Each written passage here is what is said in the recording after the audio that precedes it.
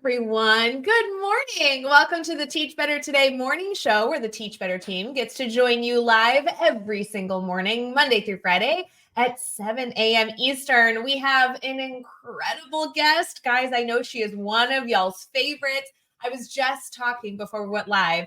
I think I've interviewed her somewhere between 8 to 27 times. And every single time is fun. All of you continue to share your appreciation for having Lindsay Titus in our community. We'll be right back to dive right in.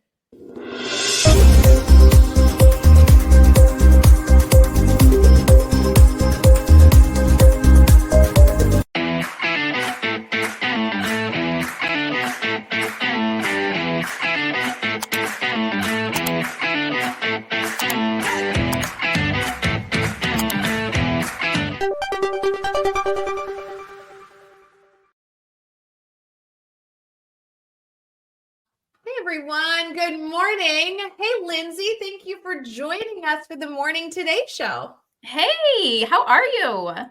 I am good. And I told you this before we clicked the live button. I don't even care. I'm so excited to talk with you because while this will be a great interview, I'm sure, I really just want to catch up with you. Our community constantly talks about you as a person, you and your resources. I know you have been super active in so many different bubbles within the Teach Better family. I just knew this was going to be a good time. So I very much appreciate you making the time for it.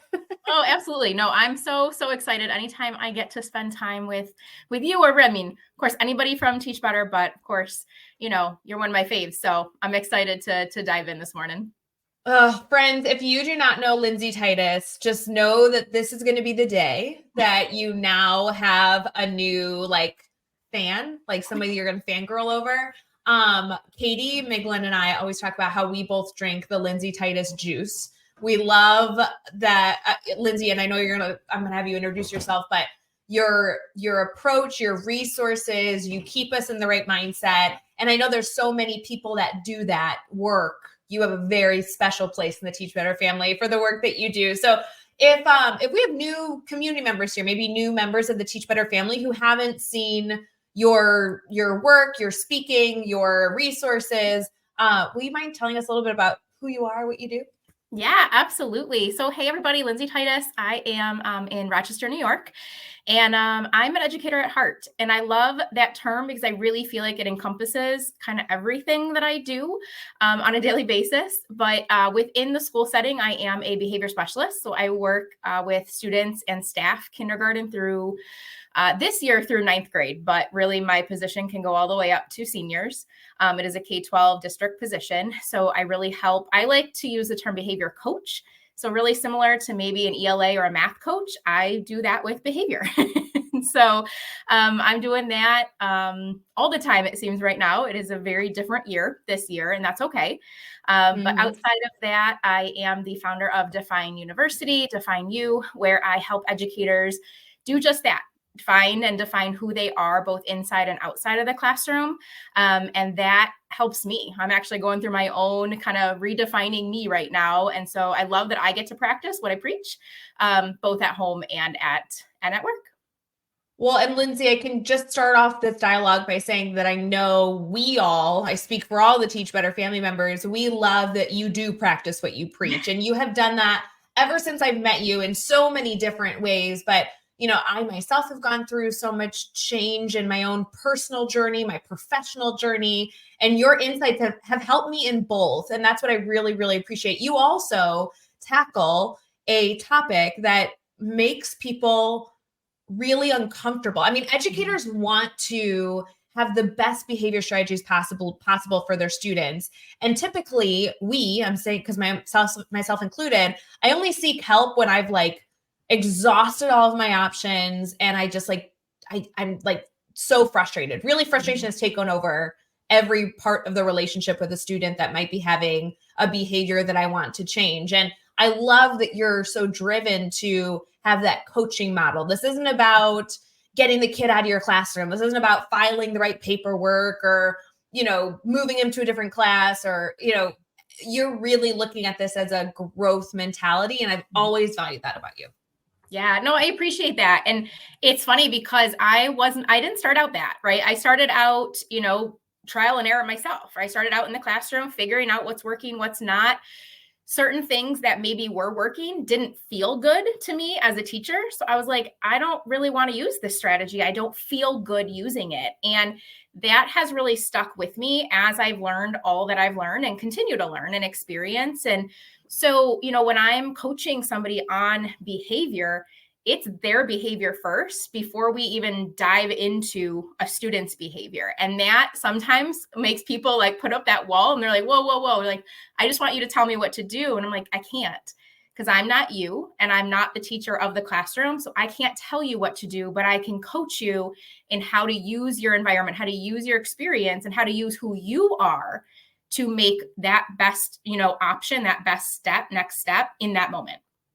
And I'm relating this in lamest terms for all of you that are already like soaking all this up. This is my lame comparison. I just hired a dog trainer for my dogs because they are, dogs and they have terrible habits. I'm like, oh, I'll get a dog trainer. Of course, me stupidly, I'm like, come on in, fix my dogs. And really, she's like, to be honest, I coach humans on how to coach their dog. She's like, it starts with you. And I'm like, bummer, I always forget about that. It does start with me. Mm-hmm. And it's a different way to think about it. It's an it's an inside out model versus an outside in model. And so traditionally we see a lot of outside in models, right? That's what we see on social media. We see the behavior plans to use. We see the token boards. We see the point systems, and all of those have a place. But if you're choosing them because somebody else has chosen them, then where we end up. We end up in Shouldville, and we do something because we think we should, not because it's actually what we need or I need in my classroom. And so that's why it's so important that we have to know how we are reacting or responding so that we can continue to connect both with ourselves as well as our students. We hear so much about relationships with our students, which 100% totally agree with. But I'm going to prioritize building the relationship you have with yourself. That's your priority. And then you can build solid relationships with anybody else, staff, students, parents, administrators, you name it. Well, friends, I am so excited for all of you to continue this conversation, and in the comments as we continue to dive into Lindsay's ideas. Obviously, during our team talk segment, we're going to dive into this behavior support, and we have to talk about Shouldville, because that is going to be something that if you are new to the Teach Better community, you're going to hear it 9 more times. And if you've been wondering what that is, here is our Shouldville queen, and we are excited to talk about that. But before we get into the team talk segment, Lindsay, I also want to give you a shout out that you probably won the trophy within the last few years, that you are involved in almost every single bubble of the Teach Better family. Like, she has blogged for the Teach Better team. She had a podcast with the podcast network, joined our admin mastermind. You're on our speakers network. So friends, Lindsay is one of those very few special educators that you can actually book through the Teach Better team and have her at your school to coach and work and keynote and do all those great things with your staff. What am I missing? You've been an ambassador. You've been everything. Mm-hmm. Yeah. And I appreciate, Teach Better was there for me and continues to be, but definitely in a time where I felt lost and isolated and didn't know, right, through the pandemic. And I, at that point, was the only behavior specialist in my district. So it's not that I really could reach out to, people or connect. And that's where I found the team. And I'm excited because, like I mentioned earlier, this year has been crazy. So I have not been as connected, but that's what I love about the team, is that whether it's I'm in everything or I'm just like, hey guys, I'm still here, but I'm just trying to get my head above water. I'll be back. I promise. There's complete trust there. And I'm excited to start diving back into things now that I have a system going. But that's just what's really cool, I think, about the team and all the support that you guys continue to give educators, across the world. Yeah, no, we are happy to get Lindsay like once a year, once a day. Sign me up for whatever makes sense for your schedule. I also did miss our edupreneur group. Lindsay, you have been huge in that crew, which is a really special community for those of you who maybe joined this Teach Better family via a educator connection. That is one of the few areas that we support educators with, but really educators that have other goals outside of education. Maybe they have a side hustle they're working on. Maybe they want to get into speaking or consulting. And that community, I know you've been a part of it kind of from the beginning of its inception. And I know that that's a group that's really grown close together from what I understand.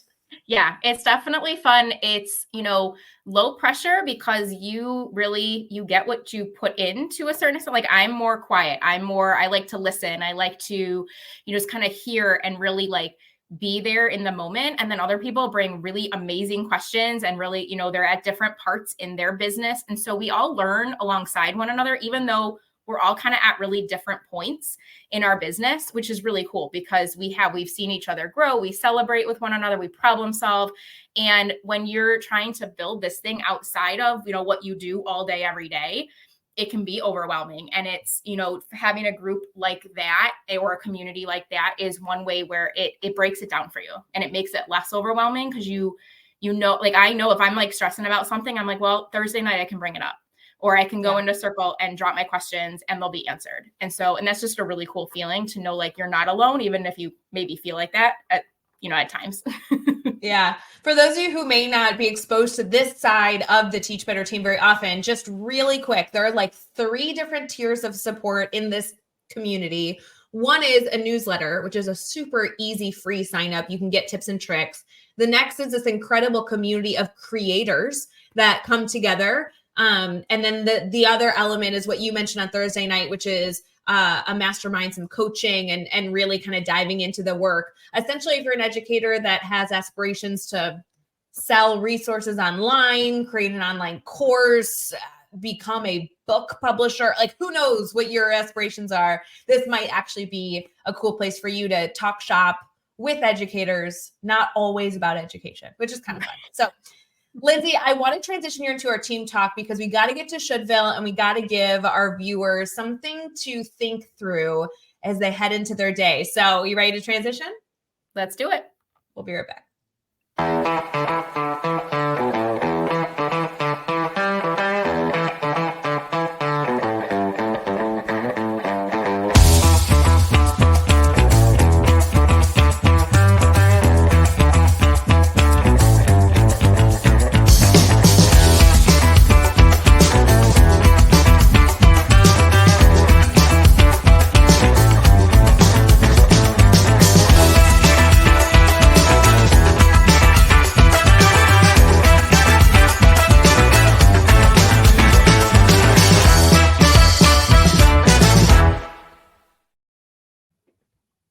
We are back for our Teach Better Today morning show as we head into our team talk with the one and only Lindsay Titus. I'm sure you can already get a vibe if this is your first time meeting Lindsay. She is good people. She has ideas, and this conversation cannot end here. I'm going to give you everywhere you can connect with her at the end of this episode. Her website is full of resources, and she is extremely approachable to DM and talk shop with.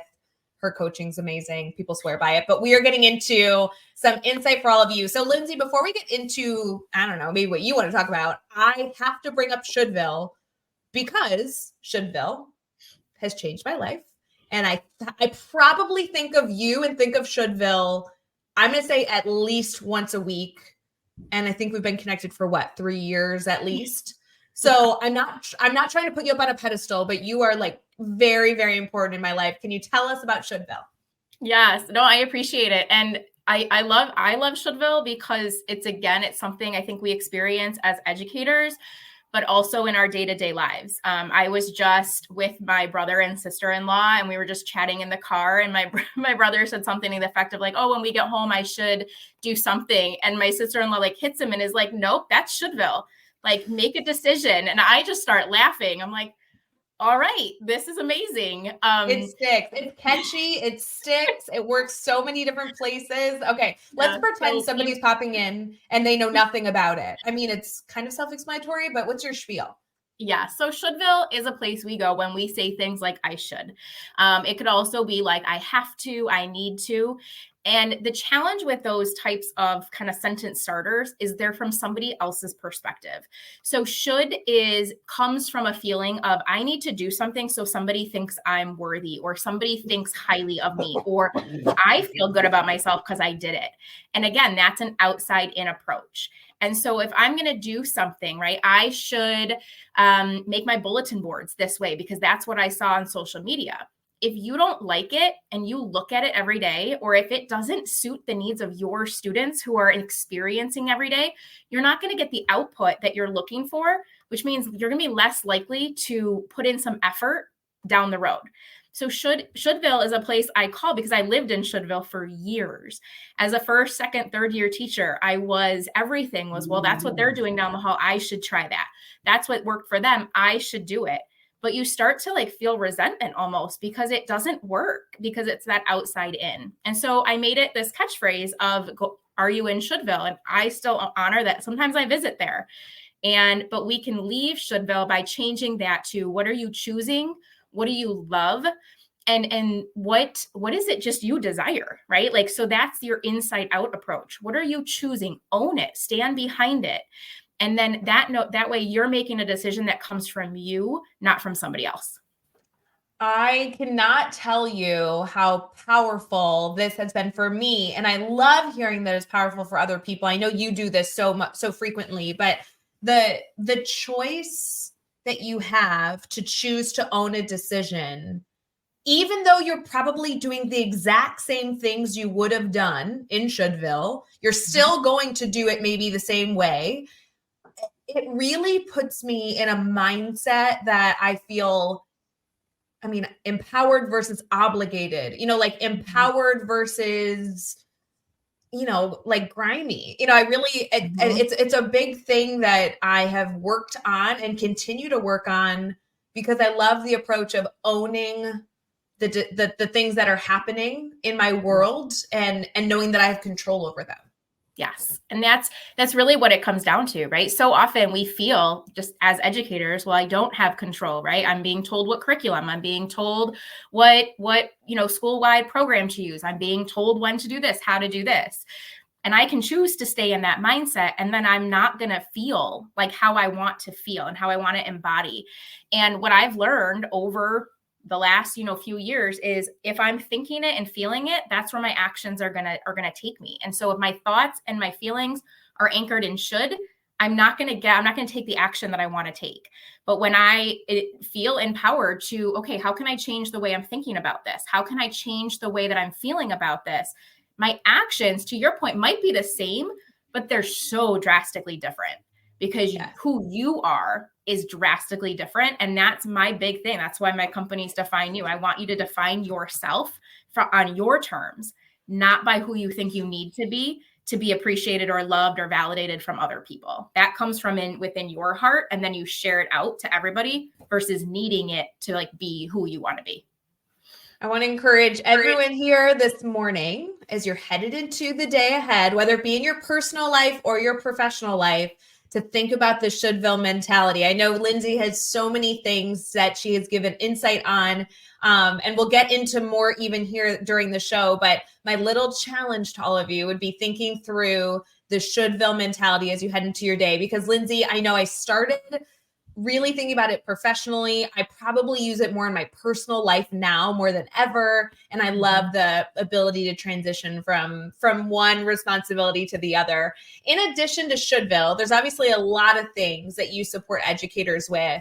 If you had one, like soapbox moment, one thing that you think every educator should really think through or take hold of, especially, wrapping up November, headed into December, and hopefully a nice relaxing break ahead. Obviously behavior is always something that's coming up, especially during this time right before a break. We're all tired. What do you want to share with our community here? Yeah, so there's two things that come to mind, and they're very similar. And so taking a values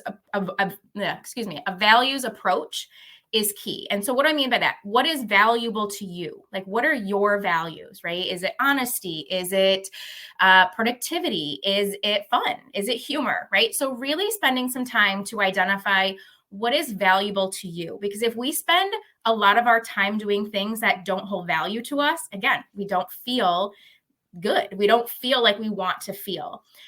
And then when we have those values, so for me, two that come to mind immediately are authenticity and fun and excitement, passion, right? Like I want to be passionate about what I'm doing and I want it to be real for me. Now, if I want to go and make some change, or maybe within your classroom, you're like, "Ooh, these behaviors are getting a little rough." When we're thinking about behavior change, remember it's an inside out approach. But in addition to that, I want you to keep it small, simple, and strategic. So small means the change you're going to make, you can do in 30 to 60 seconds, which means right now you could decide what it's going to be. Simple means you don't have to go buy a thing. You don't have to go get materials. I don't need you to make anything. You're going to use what you already have. And then strategy is where you bring in that value base. It's got to align to you as the educator in some way, shape, or form. Here's a really simple example outside the classroom. I mentioned before, I'm trying to get myself back. I'm redefining, like excuses have taken over. We're not having it anymore. So right now, the small, simple, strategic things I'm doing is drinking more water and doing my skincare. Like it seems so silly, but I have a water bottle. I have water. Great. Check, check, check. And health is important, right? So, okay, boom. And then skincare, again, I have it already. I've already spent the money on it and it makes me feel better. Like it makes me feel better when my skin is better. So let's start there. I'm not going to start with something that's going to take me a long time, that's going to overwhelm me. I'm going to start small, simple, and strategic. So when you're thinking about your classroom, same thing. Keep it small, keep it simple, and align it to you. I think that is the best reminder for us as we get into this busy season. I know there's so many busy seasons for educators, but this is going to be applicable to our personal lives, as your example shared, and our professional lives. A lot of educators tell me now that they've used everything in their toolbox. They don't know what else to do. Nothing's working. And this mindset of these 3 S's allows us to either reformat some of the tools maybe we tried in a different mindset, and also start to seek kind of the progression that needs to happen, right? Progress and growth doesn't happen overnight, but this at least makes it feel achievable. We're not going to avoid it because we already have all the tools and resources to be successful in this area. I think this is a great reminder for us. And it actually puts educators through a great practice of figuring out those values prior to then being able to implement these small changes. Yeah. And just a reminder, again, we don't, especially right now, this time of year, we don't want to add anything new. I mean, I have yet to meet educators like, yes, please give me brand new strategies, new things to learn, right? Like, and at the end of the day, we don't need new. We need to go back to the basics, because the basics are what work. But what happens is when our mind is overwhelmed, we aren't implementing them to the way that we want to, or to the way that we know that they maybe, that's where we're going to get the biggest bang for our buck, so to speak. And again, when it comes to behavior, so often the people I'm coaching want to know, okay, this happened, what do I do? And I'm like, there's only so much we can do after. We're really limited after. It's when I want to start thinking proactively to how am I going to reduce the likelihood it needs to even happen in the future. Because if I'm so focused on stopping it, that's me trying to focus on controlling somebody else. And I can't do that. I can't control anyone else. I can't control behavior. I, as a behavior coach, don't have a magic wand to say, okay, behavior, stop. What it is I have is I can see what's leading up to it. So we make those tweaks there and we put our energy somewhere else. And the behaviors naturally go down over time because they don't need to. There's no purpose to it anymore. So if you're feeling frustrated, you're feeling stuck, pause, give yourself grace. So I always say, give yourself time, space, and grace. You are human. Allow yourself to be human, but then start thinking, what is it I could be doing ahead of time? What is it that I could do to reduce the likelihood that behavior that is serving a purpose for the kid doesn't even need to happen anymore. And again, this is what, I go into with coaching or with, my programs and things like that. But even just that little piece, if you pause and kind of think through it, I know you can come up with it, because go back to the basics, go back to what you did that first week of school, and then start doing those things again, because they worked. Now we just have to kind of reignite, that piece. That's such an interesting reflection point. I am like embarrassed. I'm so like in awe of everything that you just shared, because you're right. As the school year progresses, we go from being proactive to a lot of reactive choices. And you're right. Every behavior meeting I'm in as a teacher, when I'm like, oh, Bella is acting up in my class, I'm like, what are all you guys doing to be reactive to this? And I love the mindset of taking the time and space to give yourself grace. I love the reminder that we're all human, and then having the ability to reflect and say, what can I be doing before all of this happens to stop the behavior? Such good reminders for today, Lindsay. Before we wrap up, you have to share where our community can connect with you, because I know you have so many resources out there. You're always willing to take direct messages from people. Obviously, you're in our speakers network. You go and do coaching outside of your normal day-to-day job all the time. So tell us all the things. Where can we stay connected? Yeah, absolutely. So all of the resources and things are housed at defineuniversity.com, which university is spelled Y-O-U. And then I'm most active on Facebook and Instagram. So Facebook is just me, just my name, and Instagram is Lindsay Titus EDU. So yes, as Ray said, I love connecting with people, so please reach out. I'm happy to help, happy to share resources that I have, because my goal is to really help people redefine behavior management so that it works for them. Amazing. Lindsay, you never disappoint, but thank you again for joining the show. I love listening to you speak. This is why I could just sit in a audience for hours and just soak up all the goodness. I really appreciate you. Of course. Thank you so much. I've had a blast. Bye guys. Hope you have an amazing day. And of course, reach out if you have any concerns. Bye friends. Hey, Teach Better community. Thank you so much for joining the Teach Better Today morning show every single weekday at 7 a.m. Eastern. We have so many resources for you outside of this live stream at teachbetter.com, including blogs, podcasts, and professional development that will bring our team to your school. Wherever you are listening from this morning, please make sure you are sharing and celebrating the incredible educators in this world. And hey, if you are listening over on a podcast to Teach Better Talk, we would love a 5-star review. The comments are always so entertaining. We'll see you tomorrow.